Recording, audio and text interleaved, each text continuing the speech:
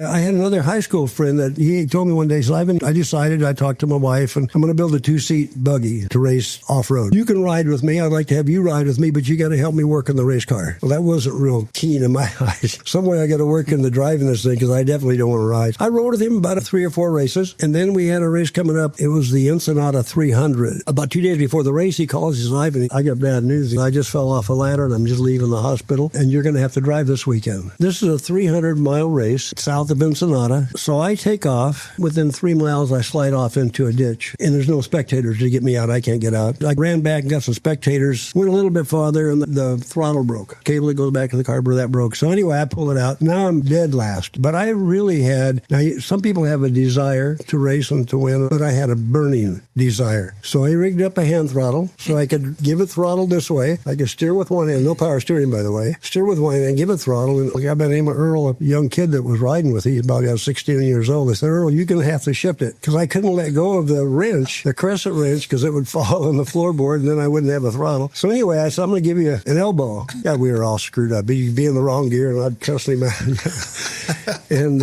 so anyway, make a long story short, we kept going. We passed a car and passed another car and ended up winning that Ensenada 300-mile race with a hand throttle. That's awesome.